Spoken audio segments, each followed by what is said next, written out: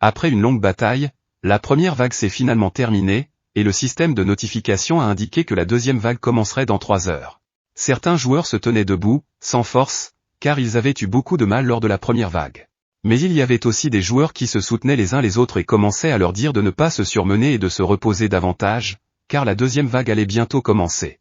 La guilde Tanguin, dirigée par John Wan, a commencé à motiver ses camarades à penser aux objets et à l'expérience qu'ils recevraient. Et si quelque chose se passe mal, ils n'auront qu'à s'enfuir et à être prudents. Dans le même temps, le système de notification a commencé à indiquer qu'il y aurait un vote de popularité et que les meilleurs moments des bases de chaque équipe seraient diffusés. Certains joueurs ont commencé à s'intéresser au supermarché, la base de la guilde Triade. On dit qu'ils utilisent un nouveau type de tour pour protéger le passage étroit, et ils s'en sortent très bien. L'un des joueurs a signalé un fait intéressant à leur chef, une équipe s'est emparée du stade Sanam et ne compte que 5 membres. Dès qu'il a regardé son visage, il a été pris d'un incroyable étonnement, le fait que 5 personnes se trouvent sur une base aussi gigantesque était quelque chose d'incroyable. Il n'en croyait pas ses yeux, ce qu'il voyait était nouveau pour lui. Après tout, il ne savait pas ce qu'il fallait faire aux plantes pour les rendre si fortes. Mais les plantes, ça va. Alors qu'il commençait à regarder les gars qui combattaient les zombies, il commença à réaliser que les zombies n'étaient pas aussi proches qu'il le semblait. Ils étaient en infériorité numérique et certains joueurs commencèrent à se rendre compte que tous les nouveaux venus notables s'étaient rassemblés. Mais soudain, le chef de guilde Tangon regarda de plus près et remarqua l'étrange fille qu'il avait vue plus tôt. Dès qu'il vit qu'il s'agissait de Madame Toreza, il fut très heureux, car il se souvenait qu'une fois, dans l'un des donjons, elle l'avait aidé et l'avait empêché de mourir. À partir de ce moment-là, après avoir vu son mentor Toreza, elle a commencé à dire à tous ses camarades de voter pour cette vidéo le plus tôt possible. Ses camarades ont compris que dès qu'ils verraient Toreza, ils deviendraient immédiatement fous, et ils ont décidé de le retenir pour qu'il ne devienne pas fou jusqu'à la fin. Mais Toreza était le meilleur pour lui et devait faire exploser l'endroit. À ce moment-là, notre héros a regardé comment l'énergie solaire était comptée, et il a obtenu 1800 points d'énergie solaire. Il en était très heureux, car cette énergie pouvait être obtenue en tuant des zombies. Elle était nécessaire pour renforcer les plantes, ce qui leur permettrait de se défendre plus facilement. Dès que Jinek a remarqué qu'il lui restait 2 fleurs, une plante de pierre et une plante de berserk, il a commencé à dire de planter une fleur de canon à l'est et au sud, ainsi qu'une plante de glace au centre et une plante de pierre à l'ouest. Je suis resté sur la dernière fleur que tenait Jinek, mais soudain son camarade a commencé à lui dire que cette plante pouvait simplement être plantée dans le sol. Mais il commença à lui répondre que ce n'était pas le cas. Il s'est rendu compte que ses amis étaient impatients et il a commencé à leur expliquer les choses. Après tout, ils ont besoin d'un engrais spécial pour pousser rapidement. Et dès qu'il a combiné tous les ingrédients, le système de notification a commencé à montrer que les graines de plantes commençaient à trembler d'impatience. Et elles se lèchent à cause de l'incroyable saveur qu'elles n'ont jamais connue de leur vie. Une fois que tout fut prêt, Jinek commença à nourrir l'une des plantes avec cette énergie incroyable. Il lui dit qu'elle se débrouille très bien et qu'elle doit manger de plus en plus pour grandir le plus vite possible. Mais ses amis l'observaient et commençaient à chuchoter entre qu'il était différent aujourd'hui, comme s'il était fou. Combien de temps faut-il pour devenir une telle personne? L'autre camarade de notre héros était en colère. Après tout, à cause de cet abruti, il perd toujours. Mais Teresa, qui se tenait derrière lui et marchait sans arrêt, ne cessait de répéter que Jinek était un pervers. Un peu plus tard, Jinek a commencé à dire à ses compagnons qu'en général, si on donne de l'engrais aux plantes, elles poussent assez vite, et qu'il faut s'en occuper jusqu'à la prochaine vague. Mais Teresa commence à se demander où il va aller maintenant. Ce à quoi Jinek commença à répondre qu'il devait nettoyer un peu la zone. Mais elle ne comprenait toujours pas définitivement ce qu'il entendait par nettoyer. Quelques minutes plus tard, il commença à sortir du stade et remarqua que tous les autres joueurs étaient occupés à rassembler des fournitures pour le champ de bataille et à se préparer à une longue bataille. Mais il savait que c'était des imbéciles, car tout cela ne servait à rien, car seuls les prostatiques se préparent à une longue bataille. Il commença à marcher jusqu'à l'un des bâtiments situés en face du supermarché où se trouvait la Triade, et dès qu'il entra à l'intérieur, il réalisa qu'il n'y était pas allé depuis longtemps, environ 8 ans. Oh, et il y a aussi beaucoup de toiles d'araignées dans les coins, comme avant. Oui, et la vue était toujours la même, et il commença à renverser la nappe qui recouvrait le grand miroir. Jinek ne fut pas surpris que la chose n'aille nulle part non plus, et il commença à procéder avec le plan qu'il avait préparé depuis le début. Dès qu'il toucha le miroir, il commença à le traverser. Au même moment, il commença à apparaître dans le supermarché où se trouvait la Triade. Dès qu'il est sorti du miroir, il a commencé à entendre que certains membres de la Triade commençaient à s'énerver. L'un d'eux a tapé du poing sur le mur et a commencé à dire qu'il tuerait Jinek pour qu'il ne soit plus en vie. Il ne le garderait certainement pas. La fille qui était assise à côté a commencé à dire qu'elle n'était généralement pas d'accord, mais que cette fois-ci, elle pensait que les paroles de son frère avaient du sens et qu'il devait augmenter leur influence.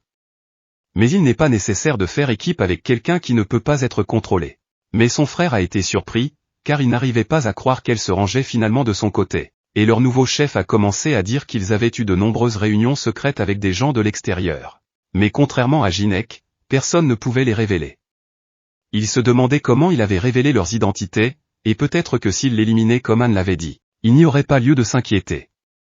Allez, à ce moment précis, ils ont commencé à sentir une sorte d'explosion et n'arrivaient pas à comprendre d'où elle venait. Mais le gars qui est venu les voir en courant a commencé à dire que quelque chose était apparu dans l'entrepôt. Et il y avait une énorme fleur qui venait de nulle part. Notre héros, qui se tenait à proximité, a commencé à dire qu'il avait pris un cadeau de pendaison de crémaillère, c'était une fleur gourmet rouge. Et il a commencé à dire qu'il était désolé, mais que cette fleur avait assis tous les produits non alimentaires qui se trouvaient dans l'entrepôt. Mais les gars d'en bas ne comprenaient pas comment il avait pu entrer ici, et ils ont commencé à lui crier qu'il ne savait pas ce qu'il faisait, mais qu'il devait, pour commencer, arrêter tout de suite. Mais Jinek ne comprenait pas pourquoi il devait l'écouter, et l'un des membres de Sangoon a commencé à lui dire qu'il était très courageux et qu'il se rendait compte de ce qu'il faisait en ce moment. Notre héros a commencé à se gratter l'oreille et a dit qu'il parlait de la reine maintenant. Et dès que tous les membres de Sanguin ont entendu le mot reine, ils n'ont pas pu croire qu'ils connaissaient la reine. Mais Jinek, assis sur la grande fleur, a poursuivi en disant que si la base, défendue par plus de 200 personnes, tombait avant la 3e vague, la maîtresse du 4e étage, l'utérus des morts, surnommée la reine, émergerait. Il se demandait comment ils pourraient remplir ces conditions, sans se rendre compte qu'ils avaient choisi cet endroit comme base. La jeune fille qui se tenait en bas interrompit notre héros et commença à dire que la reine ne pouvait être vaincue, même unie, et pourquoi celui qui était au courant voulait l'invoquer. Et Jinek, le sourire aux lèvres, commença à lui répondre « Je suis juste trop paresseux pour éponger ces putains de zombies 100 fois, juste trop paresseux. » Et dès qu'il a frappé la fleur, elle a commencé à se lever et a dit qu'il leur souhaitait une bonne mort. Les gars en dessous ont commencé à crier qu'il était un putain de sale type, et il est soudainement apparu de nulle part et a dit qu'il voulait revenir pour les combattre et qu'il devait maintenant s'enfuir. Mais quelques secondes plus tard, le système de notification a commencé à indiquer que la base du supermarché avait été détruite. Ses camarades qui se trouvaient dans le stade ont commencé à ressentir des vibrations dont ils ne comprenaient pas l'origine. Mais l'un d'entre eux a commencé à dire qu'un supermarché était en train de s'effondrer. C'était le même supermarché et la base qu'ils combattaient, la triade l'avait choisi comme base. Ils espéraient que ce n'était pas lié à leur camarade Jinek, mais leur intuition leur a dit que c'était le cas. Au même moment, le système de notification a commencé à indiquer que les conditions étaient remplies, et l'événement unique a commencé. À ce moment-là, il y avait une reine sous terre qui commençait à haïr encore plus les misérables humains et qui était prête à les punir. À partir de ce moment, elle a commencé à se joindre à la bataille. Au bout d'un moment, le système de notification a commencé à indiquer qu'un événement unique avait commencé et que le boss du 4e étage se déplaçait vers eux pour punir les faibles. Tous les joueurs, y compris l'équipe de notre héros, ont commencé à voir la notification indiquant que le boss du 4e étage venait vers eux. Ils avaient du mal à croire que c'était possible, car tout ce qu'ils avaient à faire était de défendre les vagues de zombies. Alors que les autres ne comprenaient pas la nature de ce qui se passait, l'un des membres de l'escouade, Jinek, comprit que c'était l'œuvre du mentor. Il ne savait pas exactement ce qu'il voulait accomplir, mais Jinek, qui se tenait au sommet du bâtiment et regardait le stade, commença à se dire que c'était un endroit merveilleux. L'objet qu'il avait obtenu après avoir tué le boss du 3e étage s'avérait être la pierre de l'éclipse solaire, une relique divine. Elle est utilisée dans les cérémonies, elle peut provoquer l'obscurité en couvrant le soleil, et améliore une compétence avec l'attribut d'obscurité de 100% tout en diminuant une compétence avec l'attribut de lumière de 50%. Au même moment, il commença à l'appliquer, et la pierre commença à s'activer. Une éclipse solaire apparut, et peu après, tous les zombies commencèrent à sentir cette puissance leur parvenir. Ils ont commencé à devenir encore plus forts et à muter, et tandis que les zombies hurlaient à plein poumon à l'extérieur, Teresa, qui se tenait dans le stade, a commencé à sentir que ses compétences avec l'attribut de la lumière commençaient à s'affaiblir de 50%. Les autres joueurs qui avaient remarqué que quelque chose arrivait à Teresa ont commencé à lui demander ce qui n'allait pas. Elle a commencé à dire qu'elle n'arrivait pas à croire que c'était possible, parce que ses pouvoirs de saint avaient soudain diminué de moitié. Mais à ce moment-là, la patronne du 4e étage, qui se trouvait dans le donjon, sentit que ses compétences d'attribut de ténèbres avaient augmenté de 100%. Le système de notification a commencé à montrer à Jinek que le boss du 4e étage cherchait l'endroit où il se trouvait, et juste après, La fenêtre de notification suivante est apparue et a dit que le boss du 4e étage dirigeait toute l'attaque vers le stade Sanam. Mais notre héros était heureux de ce résultat, car tout cela faisait partie de son plan. Une fois que tout a commencé, il a décidé qu'il était temps de télécharger la vidéo sur YouTube. Mais ailleurs, d'autres joueurs ont commencé à courir dans des directions différentes. Après tout, ils ne savaient pas d'où venait le boss et l'information qu'il y avait un boss au 4e étage ne leur était pas parvenue. Ils ont commencé à s'éloigner rapidement de la triade, car ce raid avait déjà échoué pour eux. Pendant qu'ils s'enfuyaient, l'un des joueurs a commencé à dire à sa tête que s'ils échouaient dans le raid du 4e étage, il faudrait le fermer et le rendre indisponible pendant 20 jours. Mais le chapitre, qui courait tout près, a commencé à dire qu'ils ne devaient pas s'enfuir. Après tout, ils doivent d'abord survivre, puis ils y réfléchiront.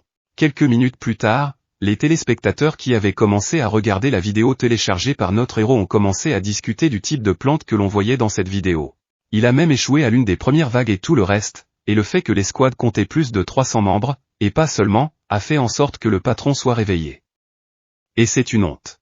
Et à ce stade du stade, ses amis ont commencé à voir que sa vidéo était dans le top 10 en termes de vues, et ils n'ont pas réalisé qu'il avait déjà fait la vidéo et qu'il l'avait mise en ligne. Après avoir regardé le nombre de vues qu'il avait déjà obtenu, leur attention s'est soudain portée sur notre héros. Et ils ont commencé à lui demander s'il avait accidentellement exagéré et s'il avait l'intention d'amener tous les zombies et le boss du 4e étage directement dans leur stade. Teresa, qui se tenait derrière lui, a commencé à dire que la deuxième vague n'avait pas encore commencé, et que la destruction du supermarché n'était pas de son fait. Mais Jenek lui a répondu qu'il n'en savait rien. Et Schwartzman, qui se tenait à proximité, commença à dire à Jenek qu'il l'avait fait ou non. C'était une bonne chose qu'une cible digne de ce nom soit apparue, et qu'il ait ou non un moyen d'éliminer la reine. Jenek commença à expliquer qu'il y avait une méthode, et Schwartzman fut heureux d'entendre qu'il avait une sorte de plan cette fois-ci. Et il commença à demander ce que c'était. Jenek se tourna vers lui, le pointa du doigt et lui dit que son rôle était très important cette fois-ci. Peu après, ils ont commencé à sentir une grande meute de zombies terrifiants venir vers eux, et à leur tête se trouve la reine, qui est la patronne du 4e étage. Et bientôt, ils avaient déjà atteint le stade et la reine commençait à sentir qu'ils étaient là. Elle commença à dire à ses subordonnés que Jenek était sa proie et qu'il pouvait punir les autres. Tous les zombies se mirent à courir vers le stade, et comme des sauterelles, ils commencèrent à escalader les murs et à pénétrer à l'intérieur. Teresa, qui se tenait à l'intérieur du stade, a commencé à crier à tous les autres de rentrer, mais soudain, ils ont remarqué des zombies spéciaux et ont commencé à leur tirer dessus avec tous leurs fusils. Après tout, ils représentaient la plus grande menace et les grandes fleurs de feu ont également commencé à tirer de grosses boules de feu qui ont volé vers les zombies et tout ce qui se trouvait autour d'eux a commencé à exploser. La reine qui se tenait près de l'entrée du stade a commencé à crier au fou de la rejoindre le plus vite possible. Après tout, il était faible devant elle. Et elle le punirait pour l'avoir appelé à l'extérieur. Mais soudain, dès qu'elle entra dans le stade, elle vit devant elle quelque chose d'incompréhensible, de scintillant et de grand. C'était un immense glacier, dans lequel toute l'escouade de notre héros était figée, et le patron du 4e étage ne comprenait pas ce qui se passait ici. Soudain, un cristal brillant s'est mis à voler vers la patronne du 4e étage et est tombé près de ses pieds. Elle se pencha pour le ramasser. Mais dès qu'elle l'a ramassé, elle n'a pas réalisé ce que c'était, et il y a 10 minutes. L'épéiste qui était dans l'escouade de notre héros a commencé à s'énerver contre lui et a dit qu'il ne mourrait pas de sa propre mort. C'est exact, car Jenek a commencé à transférer son argent sur son compte, et le montant était de 100 000 pièces, parce qu'il savait combien d'argent il avait, et qu'il ne voulait pas dépenser le sien. Et il commença à dire à tous les autres qu'à partir de maintenant, ils devenaient tous des appâts. Mais l'épéiste, qui se tenait derrière lui, n'aimait pas ces paroles. On aurait dit une moquerie. Mais Jenek s'excusa auprès de lui et commença à dire qu'il semblait s'être trompé de mots. Ce n'était pas l'appât, le piège à miner qu'il tenait dans ses mains. C'était le petit cristal qu'il avait lancé au 4e boss du donjon, qu'il tenait maintenant dans ses mains. À cet instant, il se mit à briller intensément et activa soudainement la création de glace. La grande prison de glace commença à geler le stade entier et tous les zombies qui s'y trouvaient. Au bout de quelques minutes, tout le monde était gelé, y compris celle qui se trouvait au 4e étage. Elle commença à sentir qu'elle avait extrêmement froid, et c'est alors qu'elle activa sa compétence de lanceur de sorts, brisant les chaînes qui l'entravaient. Elle s'est ensuite approchée de la Tarasa gelée et lui a demandé de quitter sa maison. Mais soudain, elle sentit quelqu'un s'approcher d'elle par derrière.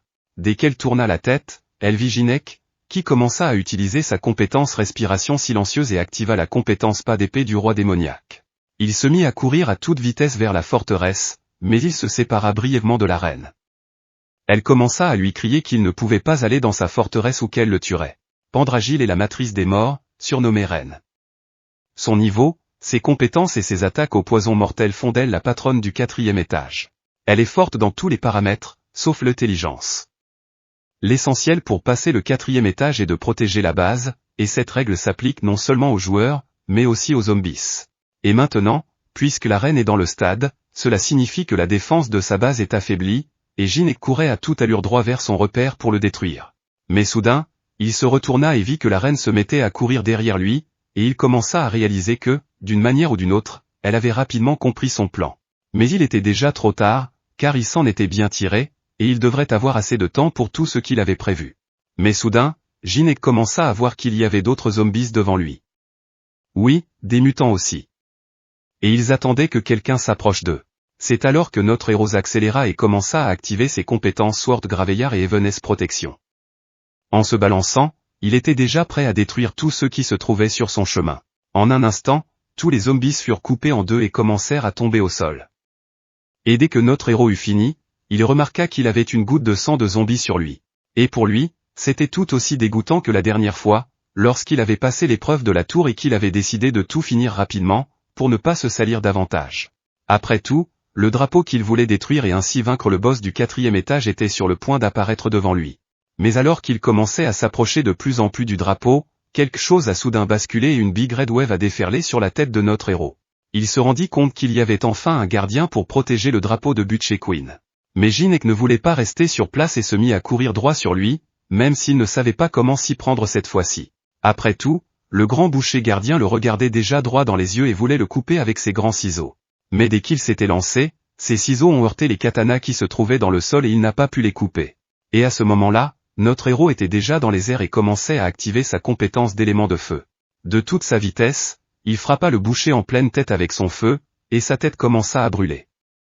Mais Jinek savait qu'il venait de bénéficier d'une incroyable régénération. Mais il ne fit cela que pour limiter sa vue, et attaquer par en dessous avec ses katanas les plus puissants qu'il avait hérités du grand-père de sa petite amie. Là, notre héros commença à le taillader de toutes ses forces, mais Butcher avait confiance en sa force et en son armure. Il commença à dire à notre héros que cela ne le tuerait pas. Et au même moment, Jinek était déjà dans son dos et commençait à activer sa compétence de mandala, lui disant qu'il était prêt à parier qu'il allait l'achever d'un seul coup. Et il y eut une explosion lumineuse, à partir de laquelle la moitié de la ville se mit à briller d'une lumière éclatante. Immédiatement, dès que la lumière s'est éteinte, le système de notification a commencé à indiquer à notre héros que son niveau avait été augmenté et qu'il avait pu obtenir des ciseaux d'âme assoiffés de vengeance. Jinek, qui était là, heureux de sa 31e victoire sur le boucher, commença à marcher vers le drapeau et à en finir avec ses combats. Mais dès que Jinek s'est approché du drapeau, il a vu une fenêtre de notification devant lui, et il s'est demandé ce qui allait y apparaître. Et bientôt, elle apparut, disant que le chien noir manifestait sa présence et qu'un représentant des dieux égyptiens lui faisait une proposition commerciale. Jinek comprit que le chien noir désignait Anubi, et il se dit qu'il allait s'asseoir tranquillement pendant un moment après avoir dépensé son énergie au minuscule premier étage. Et c'était divertissant, et il commença à lui dire d'écouter sa suggestion. Et le chien noir se mit à pousser un hurlement prolongé. Mais notre héros ne comprenait pas ce que c'était, ni pourquoi il était en colère maintenant. Il décida de prendre le drapeau tout de suite. À ce moment-là, le chien noir ne savait plus où donner de la tête et commença à lui demander de se calmer, disant que les dieux égyptiens voulaient voir la conclusion logique de la bataille, tout comme ceux qui gardaient le même endroit. Ces derniers ne peuvent accepter que le balayage du 4e étage se fasse sans combat de boss. Ou peut-être n'aiment-ils tout simplement pas le petit homme arrogant, et Jinek commence à leur demander pourquoi, ou s'ils devraient accepter leur offre. Après tout, ils pourraient simplement prendre ce drapeau et en finir, mais le chien noir commença à sourire avec méfiance et proposa un traité à Jinek. Mais ce n'était pas si simple, et Jinek commença à se rendre compte qu'il s'agissait d'une générosité suspecte. Quelques minutes plus tard, la reine courait déjà vers son royaume, et dès qu'elle atterrit sur le sol dans un grand bruit sourd et qu'elle leva la tête, elle vit que le drapeau était là. Et elle ne comprenait pas pourquoi personne ne l'avait ramassé.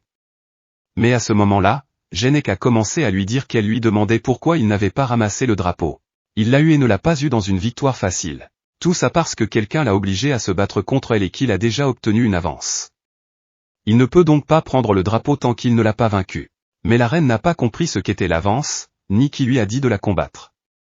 Jinek sort alors une énorme paire de ciseaux et dit qu'il est très heureux d'avoir reçu l'avance. Et immédiatement après les paroles de notre héros, la reine a commencé à invoquer son épée. Vu la position dans laquelle je me trouvais, la position qu'elle a commencé à prendre lui a fait dire qu'il le regretterait. Mais le fait qu'il ait osé venir à elle, Jinek n'allait pas rester là non plus et commença à activer le patronage du ciel. Ses compétences avec l'attribut de lumière étaient affaiblies de 50% à cause des effets de la pierre d'éclipse solaire. Il commença à réaliser que même avec l'effet de saut maximal, il serait loin d'avoir assez de stats pour la tuer. Mais soudain, il remarqua que la reine s'était évaporée de l'endroit où elle se trouvait et qu'elle était soudain derrière lui. Avec une attaque surpuissante, elle le frappa de toutes ses forces de sorte que la moitié du bâtiment près de lui explosa, et elle était déjà prête à l'achever. Une fois la poussière retombée, elle se rendit compte qu'elle ne pouvait pas l'endommager et qu'il était capable de bloquer sa puissante attaque.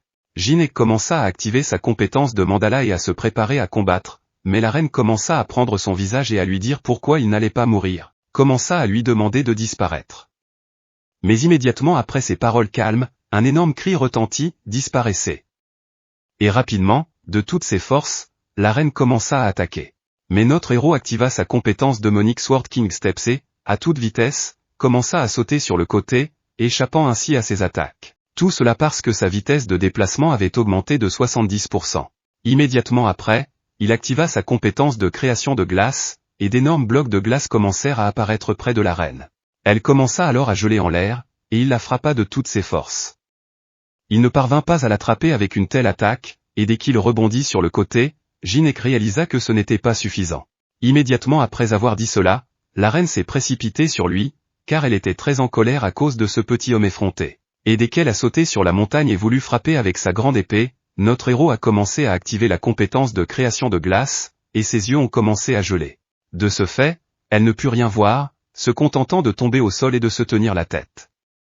Au même moment, Jinek s'élança de toutes ses forces et lui asséna un autre coup à la tête. Encore une fois, il ne la blessa que légèrement. À cause de cela, la reine devint encore plus furieuse et commença à dire que ce petit homme ennuyeux avait fait une énorme erreur en l'attaquant et commença à l'attaquer à son tour. Avec l'attaque la plus puissante, notre héros a commencé à s'envoler dans les airs, et la reine, qui se tenait au sol, a commencé à activer ses compétences, marche funèbre et énorme branche sombre. Au début, il fonçait droit sur notre héros qui était en l'air et ne pouvait pas esquiver, et le chien noir qui observait le combat commençait à applaudir. Mais nous allons maintenant voir comment, avant le combat contre la reine, le chien noir a commencé à offrir un croc de chacal en guise d'avance. Et cet objet augmentait la vitesse de déplacement de 10% et la puissance d'attaque de 30%. Notre héros pouvait se réjouir d'une telle générosité, mais ce n'était pas suffisant pour lui. Et il ne s'engagerait dans cette bataille que s'il acceptait sa seule condition. Le chien noir commença à se demander, quelles sont ses conditions? Jinek commença à lui dire qu'il n'y avait rien de spécial à demander. Il n'y a qu'un seul objet de rang, qui s'appelle la branche blanche, et il devrait le lui donner. La branche blanche est principalement utilisée à des fins médicinales. En fait, c'est un objet extrêmement commun, que l'on peut facilement se procurer aux étages supérieurs au 10e. Pour Anubis, au 42e étage, un tel objet n'est rien d'autre qu'un déchet inutile. Le chien noir commença à accepter les conditions, et dès que notre héros put obtenir le croc de chacal et la branche blanche, la fenêtre de notification commença à lui indiquer qu'il ne pouvait pas prendre le drapeau tant qu'il n'avait pas le dessus sur la reine. Mais il n'allait pas prendre le drapeau, il a commencé à combiner la branche blanche et le croc de chacal avec les ciseaux, avec une âme avide de vengeance. Et une fois qu'ils se sont unis, il a pu acquérir un immense pouvoir. Car l'unification fut réussie, et une faux apparut dans ses mains. La dissection des causes de leur union et la complexité de cette faux étaient telles que je ne pouvais les déterminer. Après tout, il s'agissait d'un artefact du grand Dieu qui avait un effet d'absolu et pouvait tuer ce qui ne pouvait être tué et disséquer ce qui ne pouvait être disséqué. Et dès qu'il a pu mettre la main sur cet étonnant artefact, le système a commencé à lui montrer que l'apparition de l'artefact divin au 4e étage correspondant avait attiré une intervention du système en raison du recalcul des effets. L'objet ne peut être utilisé qu'une seule fois, et notre héros commença à sourire, car il se rendait compte que cet artefact n'était pas adapté à son niveau. L'objet ne peut être utilisé qu'une seule fois, c'est du moins ce qu'il a compris. Après tout, une seule chance lui suffirait. Et dès qu'il le balança vers la reine, celle-ci commença à sentir le danger. Elle se rendit compte qu'elle ne pourrait pas esquiver, mais décida quand même de riposter avec sa dernière attaque. Elle misa tout ce qu'elle avait et saisit sa seule chance.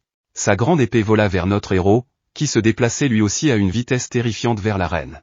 Dès que leurs attaques sont entrées en collision, l'artefact de notre héros a commencé à détruire l'épée de la reine. Et bientôt, l'épée fut complètement détruite et la reine subit d'énormes dégâts sur son corps, ce qui fit sourire notre héros. Anubis, qui observait tout cela, n'en croyait pas ses yeux. La reine commença à se souvenir du fait qu'elle était comme dans une pièce fermée où la lumière du jour ne pénétrait pas. Lorsqu'elle vit la porte s'ouvrir, elle se leva pour voir qui allait entrer dans sa chambre. Dès que la porte s'ouvrit et que la reine vit la lumière brillante, elle regarda Genek, qui commença à dire que le boss du 3e étage se cachait derrière des rumeurs, mais la reine était bien plus forte, et il était maintenant prêt à lui dire au revoir, car le boss du 4e étage avait été vaincu. Juste après avoir vaincu la reine, le niveau de notre joueur a commencé à augmenter, et la notification finale du système a montré qu'il avait défendu la base avec succès, et chaque membre de l'escouade a reçu 5 boîtes de rang aléatoires. Dès que tous les membres de l'équipe ont commencé à grimper après le dégel du grand glacier, Teresa a réalisé qu'elle avait réussi cette fois-ci, et elle était très soulagée de l'avoir aidé d'une manière ou d'une autre. Le lendemain, toutes les nouvelles ont commencé à dire que cela faisait 24 heures que le 4e étage de la tour de test avait été percé, et ils n'arrivaient toujours pas à y croire. Après tout, ils s'attendaient à ce qu'il faille au moins 20 jours pour lutter contre 100 vagues. Ils avaient du mal à croire que Jinek et son équipe avaient réussi en une seule journée.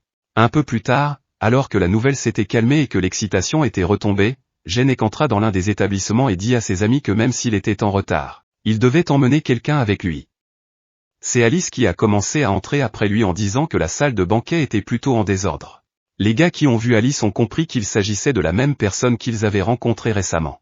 Jinek commença à dire qu'il l'avait amenée parce qu'elle était aussi membre de leur ancienne compagnie, bien que le nom ancienne compagnie ne soit pas particulièrement normal, dit un des amis de Jinek qui se tenait à proximité.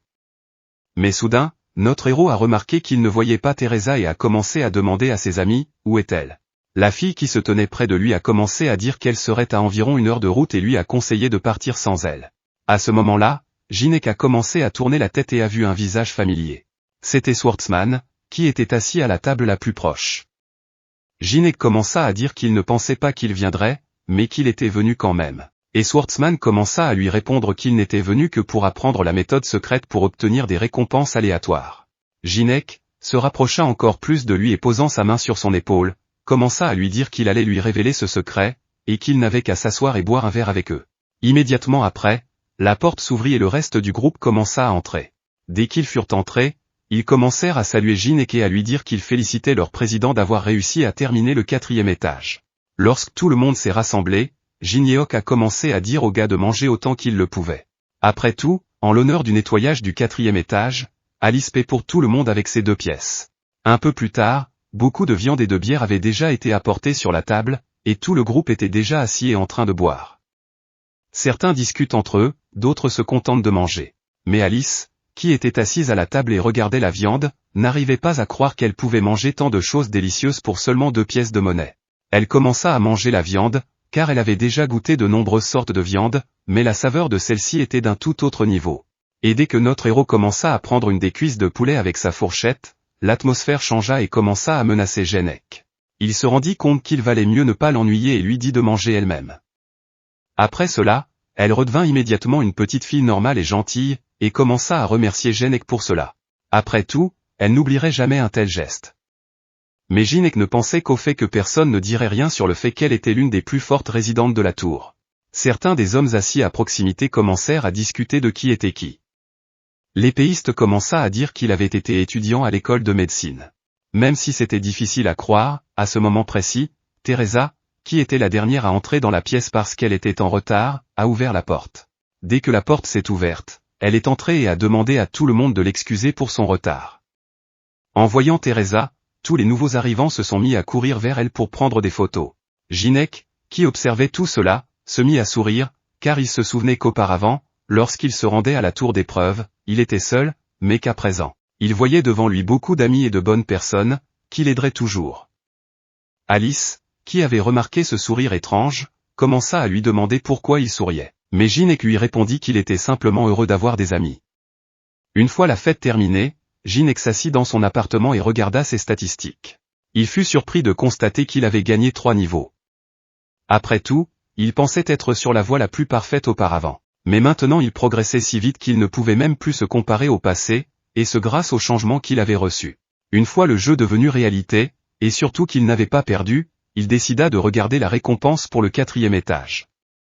La première chose qu'il vit fut un améliorateur de compétences de haut niveau. Il décida de l'appliquer à la compétence qu'il utilise le plus souvent, la création de glace. Immédiatement après, la compétence de création de glace est passée au niveau 8.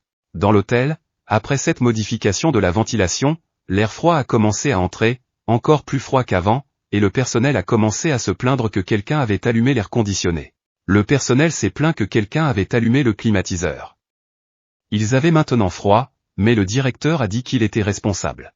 S'il a froid, il ferait mieux de s'habiller, parce que même lui ne peut pas penser à tomber malade et à fuir le travail. L'instant d'après, Jinek décida d'utiliser le Commoner Item Random, un objet que l'on pouvait obtenir en faisant défiler la page. Des objets aléatoires de niveau A. Et dès qu'il commença à faire tourner la bobine, le système de notification commença immédiatement à lui dire d'appuyer sur le bouton rouge situé au milieu. Il ne lui restait que très peu de temps, mais ce n'était que des menaces bon marché pour lui. Après tout, s'il faisait tourner la roue, les effets sonores et visuels rendraient le joueur anxieux, comme si quelque chose de terrible était sur le point de se produire à sa place. Il appuya sur le bouton, mais à part le fait qu'il cherchait des bugs partout, les bugs étaient délibérément mis en place par quelqu'un dans le système. Et il a continué à faire tourner le tambour. Dès que le temps était écoulé, il le faisait tourner à nouveau jusqu'à ce qu'il fasse tourner les roues sans arrêt. À la 37e révolution, la vitesse de rotation de la roue avait diminué de 99%. Lorsqu'il a montré cela à l'épéiste et lui a expliqué comment il pouvait tromper le système, celui-ci n'arrivait pas à croire que cela fonctionnait vraiment. Il a commencé à demander à notre héros jusqu'où il était prêt à aller. Mais c'était une toute autre question. Jinek donna à l'épéiste la possibilité de choisir l'objet de son choix de cette manière. L'épéiste commença à se réjouir de pouvoir enfin se battre à pleine puissance. Cependant, cette méthode avait des conséquences, l'objet amélioré disparaissait au bout d'une semaine. Il était heureux de prendre tous les attributs, mais Jinek avait hâte de voir sa réaction au bout d'une semaine. Alors que notre héros faisait tourner son tambour pour la 37e fois, les pilules qu'il voulait obtenir sont finalement tombées, des pilules tricolores de classe A. Il s'est mis à réfléchir sur le fait qu'étant donné le nombre de pilules qu'il prenait, il n'avait pas besoin de les prendre. Il commença à réfléchir et, étant donné qu'il ne pourrait les utiliser que pendant une semaine, il décida que c'était la meilleure option pour passer l'étage suivant. Le dernier objet, et le plus important, dont il disposait pour passer le 5e étage était le billet d'entrée de la grande bibliothèque magique. Dès qu'il l'utilisa, la grande bibliothèque magique s'ouvrit. Il se retrouva à l'intérieur et commença à réaliser qu'il n'y était pas allé depuis longtemps. Devrait-il rendre visite au vieil homme assis au centre? Et dès qu'il s'est approché de ce vieil homme, qui était assis à sa table en train d'écrire quelque chose, il a commencé à dire à notre héros, « Qu'est-ce que c'est que tout ça ?» Après tout, il avait bien entendu que le 4e étage avait déjà été traité, mais il ne s'attendait pas à voir immédiatement des invités chez lui aussi. Et dès qu'il s'est levé, il a commencé à dire à notre héros, « Bienvenue, je m'appelle Rick, et je suis le directeur de cette bibliothèque.